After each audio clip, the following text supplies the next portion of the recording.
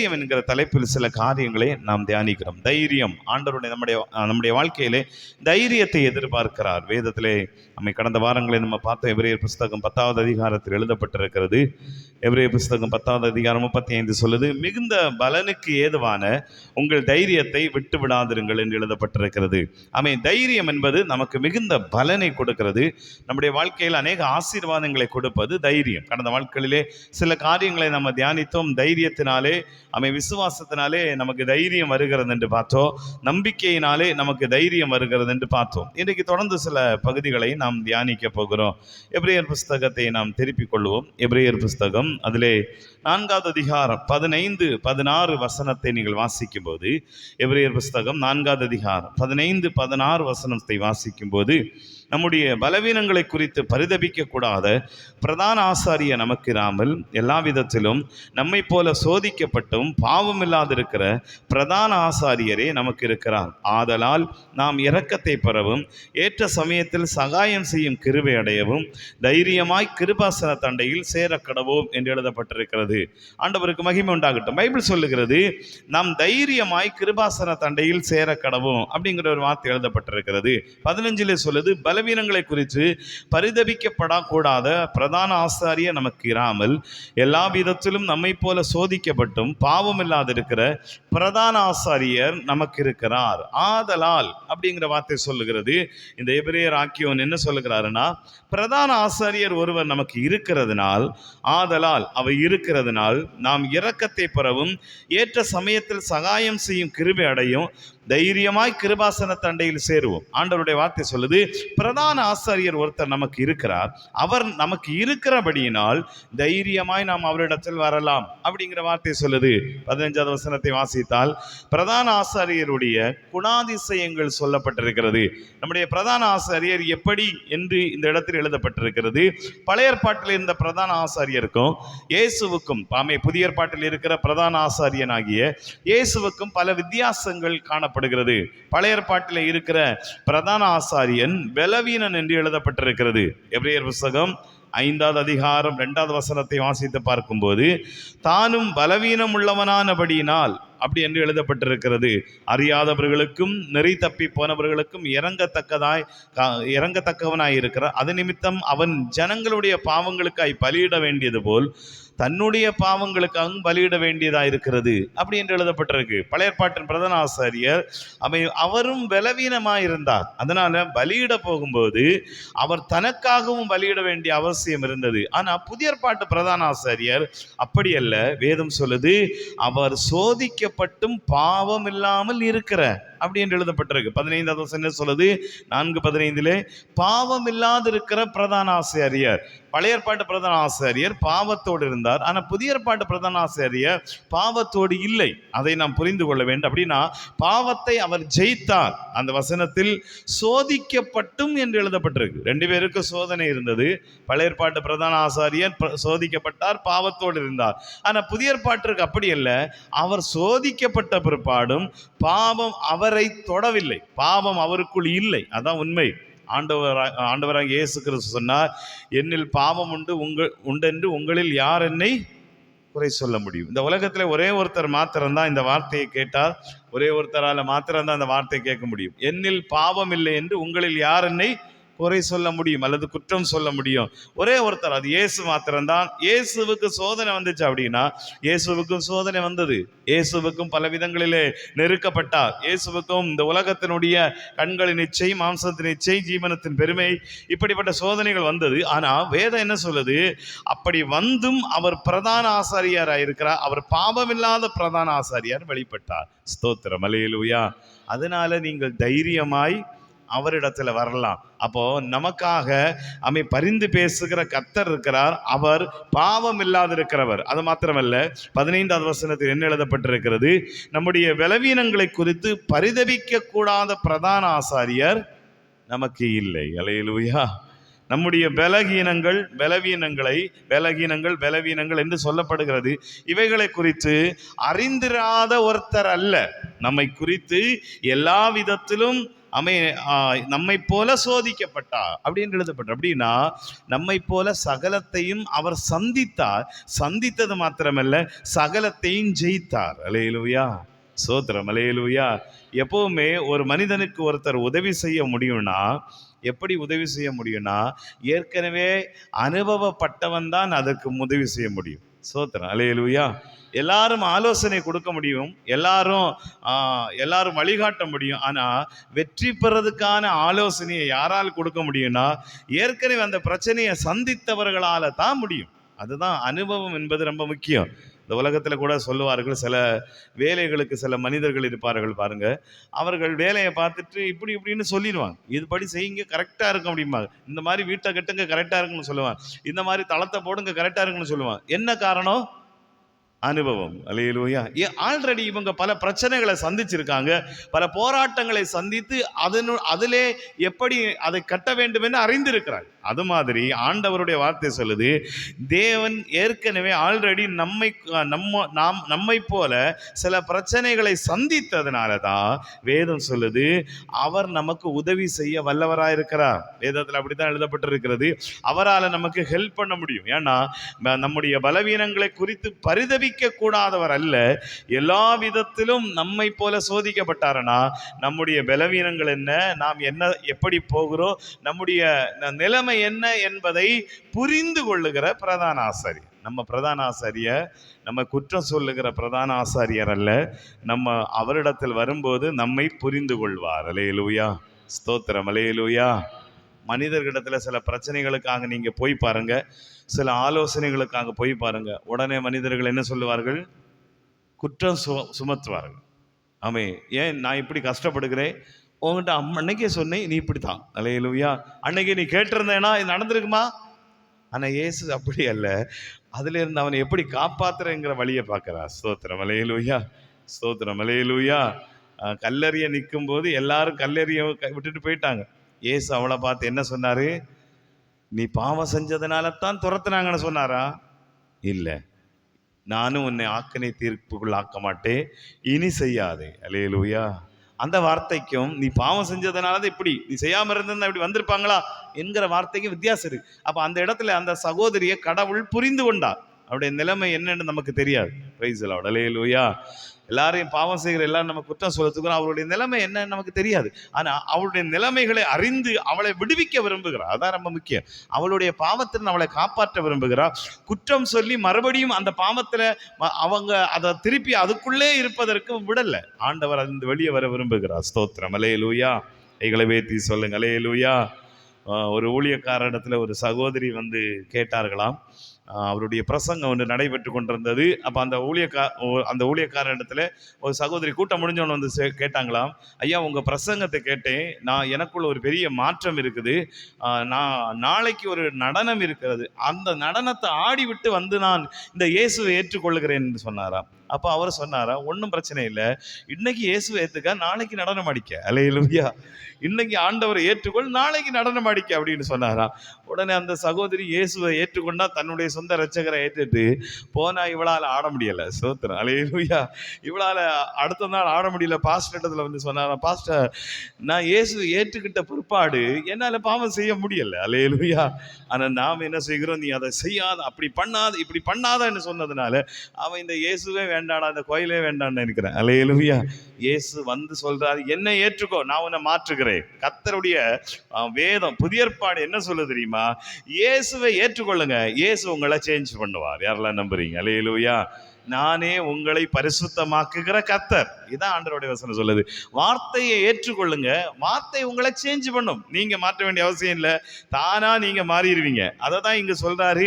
நம்முடைய நிலைமைகளை குறித்து அறிந்து, நம்முடைய சூழ்நிலைகளை அறிந்து, நம்மை குறித்து எல்லாவற்றையும் தெரிந்து நமக்கு இரக்கம் பாராட்டுகிற ஒரு பிரதான ஆசாரியர் நமக்கு இருக்கிறார். அடுத்து நீங்கள் வேதத்தை வாசித்து பார்க்கும்போது பிரதான ஆசாரியர் எபிரேயர் புஸ்தகம் 10வது அதிகாரம் 19வது வசனத்திலிருந்து 22வது வசனம் வரைக்கும் நீங்கள் வாசிக்கும் போது, எபிரேயர் 10வது அதிகாரம் 19லிருந்து 22 வரைக்கும் உள்ள வசனங்களை வாசிக்கும் போது, அங்கே பிரதான ஆசாரியனோட அடுத்த ஒரு சுபாவம் எழுதப்பட்டிருக்கிறது.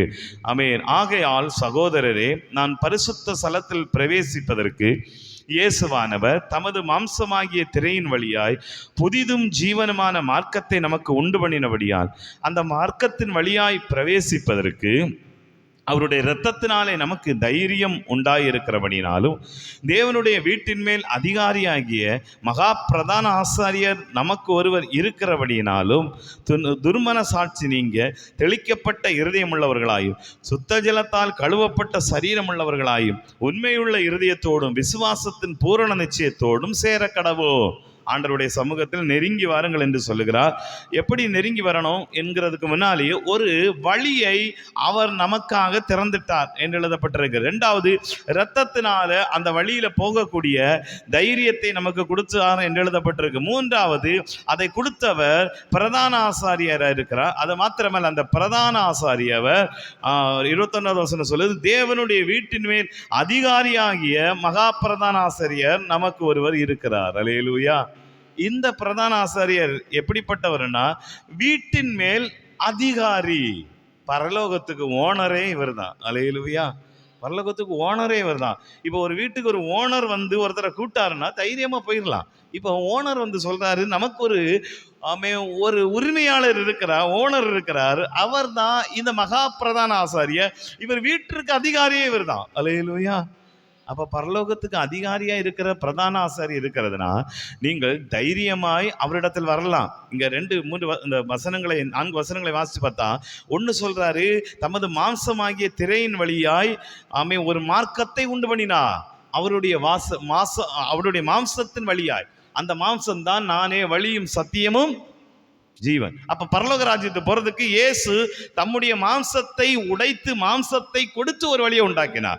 ரெண்டாவது, அதுக்குள்ள போறதுக்கு இரத்தத்தினால தைரியத்தை கொடுத்திருக்கிறார். அந்த மார்க்கத்தின் வழியாய் பிரவேசிப்பதற்கு இரத்தத்தினால். அல்லேலூயா. ஒரு பஸ் இருக்கு, பஸ்ஸுக்கு டிக்கெட்டையும் கொடுத்தாரு, டிக்கெட்டையும் கொடுத்து பஸ்ஸை ஏற்றி வீட்டுக்குள்ள போய் நிற்குது. அல்லேலூயா. ஆமே. வழியும் சரிப்படுத்தினார் அவர் தான், டிக்கெட்டும் அவர் தான், வீட்டுக்கு உடமஸ்தரும் அவர் தான். அல்லேலூயா. அப்ப என்னெல்லாம் செய்கிறாரு? ஒன்று வழியை உருவாக்கிட்டார், ரத்தத்தினால் அதை தைரியமா குடிச்சாரு, குடிச்சிட்டு அந்த வீட்டிற்கு உரிமையாளராகவும் இருக்கிறார். அதனால வேதம் என்ன சொல்லுது? நீங்கள் அவர் கொடுத்த இரத்தத்தினால் துர்மன சாட்சி நீங்க தெளிக்கப்பட்ட இருதயம் உள்ளவர்களாகுங்க, சுத்த ஜலத்தால் கழுவப்பட்ட சரீரம் உள்ளவர்களாகுங்க, உண்மையுள்ள இருதயத்தோடும் விசுவாசத்தின் பூரண நிச்சயத்தோடும் சேருங்கள். ஆண்டவருடைய சமூகத்தில் நீங்கள் தைரியமாய் சேரலாம். ஏன்னா நம்ம உரிமையாளர் அங்கே இருக்கிறார். அல்லேலூயா. Praise the lord. எல்லாத்துக்கும் மேல நம்முடைய தலைவர். அல்லேலூயா. இந்த தலைவர் பரலோகத்துக்கு கொண்டு போவா. இன்னைக்கு அநேகர் சொல்றாங்க, அவர் எனக்கு தலைவர், இவர் எனக்கு தலைவர். அல்லேலூயா.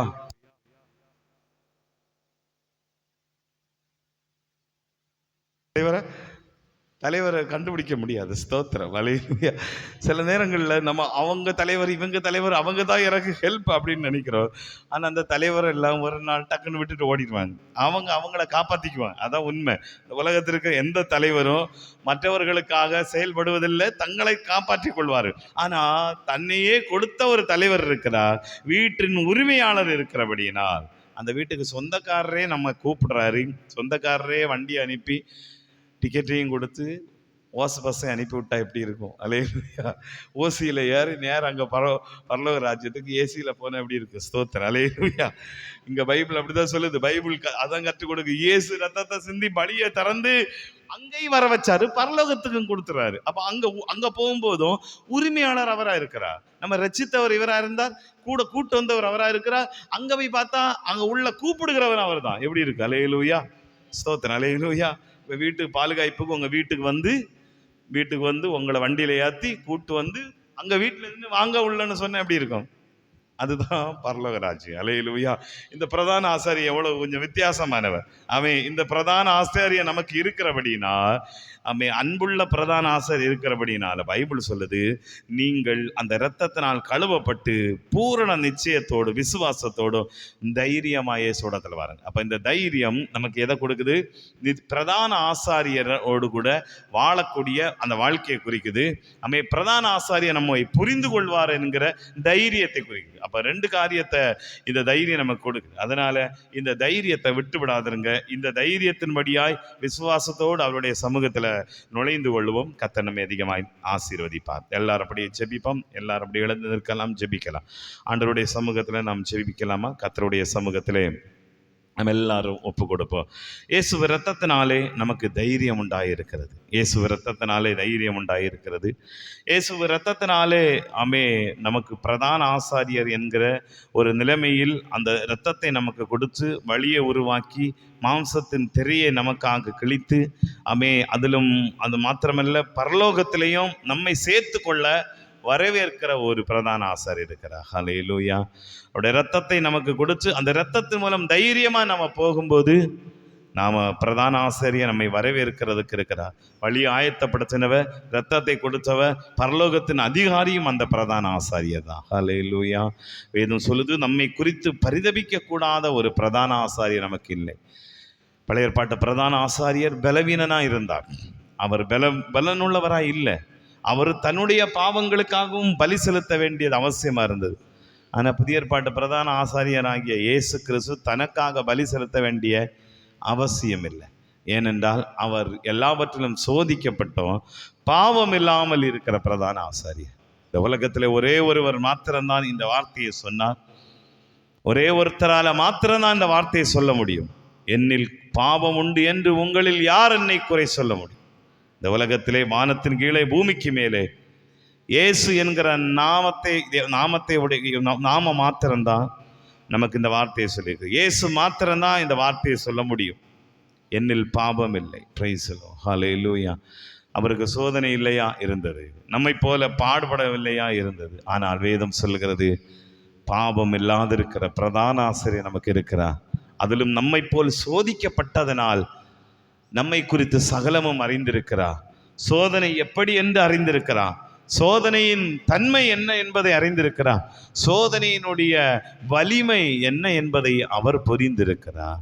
நம்ம அநேக சோதனைகள் வழியாய் கடந்து சொல்லும்போது, அநேக நேரங்களில் சோதனையின் பாதையில் போகும்போது நம்மை குறித்து கர்த்தர் பரிதபிக்கிறார். பரிதபிக்க கூடாத ஒரு பிரதான ஆசாரியர் இல்லாதபடியினால், பரிதபிக்கிற பிரதான ஆசாரியர் அவர் இருக்கிறபடியினால் வேதம் என்ன சொல்லுகிறது? இரக்கத்தை பெறவும் ஏற்ற சமயத்தில் கிருபை அறையவும் தைரியமாய் கிருபாசன தண்டையில் சேருவோமா? ஆண்டவருடைய சமூகத்தில் தைரியமாய் கிருபாசன தண்டையில் சேருவோமா? தேவனுடைய பாதத்தில் நம்மை ஒப்பு கொடுப்போமா? ஆண்டவரே, உம்முடைய இரத்தம் என்னை கழுவட்டும். நான் உம்மிடம் வருகிறேன். ஆண்டவரே, நான் உம்முடைய பாதத்தில் வருகிறேன் தகப்பனே. உம்முடைய சமூகத்தில் வருகிறேன் தகப்பனே. என்னை மாற்றும் என்று சொல்லி பாருங்க. ஆண்டவர் உங்கள் வாழ்க்கையிலே ஆண்டவர் பெரிய காரியத்தை செய்வார். ஆண்டவர் உங்கள் வாழ்க்கையில் அற்புதங்களை செய்வார். ஆண்டவர் உங்கள் வாழ்க்கையிலே மேன்மைகளை தருவார். அவருடைய இரத்தம் உங்களை விடுதலையாக்கும். ஹல்லேலூயா. அவருடைய இரத்தம் உங்களை விடுதலையாக்கும். அவருடைய இரத்தம் உங்கள் வாழ்க்கையை மாற்றும். அவருடைய இரத்தமே உங்களை பாவத்திலிருந்து விடுவிக்கிறது. ஹல்லேலூயா. நமக்கு பரலோக ராஜ்யத்துக்கு போறதற்கான தைரியமே பிரதான ஆசாரியர் தான். அவர் நம்முடைய மாம்சத்தை நமக்காக வழியாய் ஆயத்தப்படுத்தி இரத்தத்தை நமக்கு போகக்கூடிய உரிமையாய் தந்து அந்த பரலோக ராஜ்யத்தை நம்மை வரவேற்க தயாராக இருக்கிறார். ஹல்லேலூயா. ஆண்டவருடைய சமூகத்தில் ஒப்பு கொடுப்பீங்களா? மாம்சத்தை நமக்கு வழியாய் தந்து இரத்தத்தை நமக்கு உரிமையாய் கொடுத்து பரலோக ராஜ்யத்தில் நம்மை அங்கீகரிக்கிறதுக்கு தயாராக இருக்கிறார். இப்படிப்பட்ட ஒரு தெய்வம் இருக்க முடியுமா? இப்படிப்பட்ட ஒரு கர்த்தர் இருக்க முடியுமா? இப்படிப்பட்ட ஒரு கடவுள் இருக்க முடியுமா? அவர்தான் இயேசு. அவர்தான் இயேசு. அவர் நமக்காக எல்லாவற்றையும் செய்கிற தேவன். ஆண்டவருடைய சமூகத்தை நம்ம ஒப்பு கொடுக்கலாமா? ஆண்டவருடைய சமூகத்தை நம்மை அர்ப்பணிக்கலாமா? கர்த்தாவே, என்னையும் பரிசுத்தப்படுத்தி நான் உம்முடைய ராஜ்யத்துக்கு நேராய் திரும்புவதற்கு ஆவியானவர் எனக்கு உதவி செய்வீராக. ஆவியானவர் என்னை பலப்படுத்துவீராக தகப்பனே.